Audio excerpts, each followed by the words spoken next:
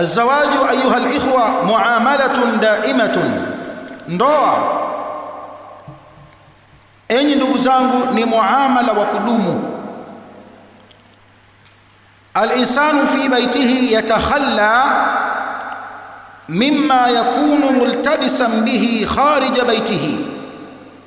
Insan, mtu fi baitihi, akiwa nyumbani mwake, yatakhalla mimma yakunu multabisan bihi, anaachana na yale yote yaliyokuwa yamemvaa au ameyavaa kharija baitihi, nje ya nyumba yake. Toka huko anayaacha mlangoni, anaingia. Yahtaku bi insanatin, kwa maana anaishi,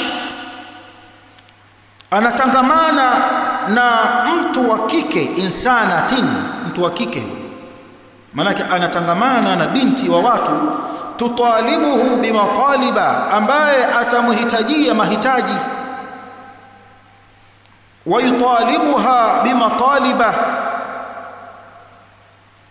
na yeye huyu mwanamume kadhalika atamhitajia huyu mwanamke mahitaji. Mwanamke atakuwa na mahitaji yake atakayoyahitajia kwa huyu, na huyu mwanamume ana yake atakayoyahitajia kwa huyu. Yaishani ma'an, wanaishi hawa kwa pamoja. Fatratan tawilatan, kipindi kirefu, si wiki au wiki mbili, si mwezi au miezi miwili, la. Ukitaka kulijua hilo, hebu rudi nyumbani kimawazo na kifikra. Mkumbuke mama yako, mkumbuke baba yako, wana umri gani mpaka leo hii? Wana miaka mingapi mpaka leo hii?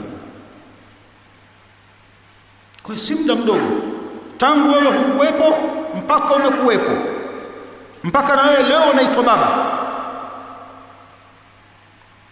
Kwa hiyo yaishani ma'an, wanaishi kwa pamoja. Fatratan tawila, kitambo kirefu.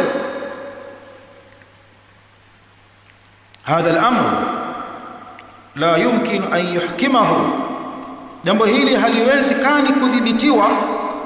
Hakuna wa kuweza kulidhibiti, au hakuna ambacho kinaweza kulidhibiti hili jambo.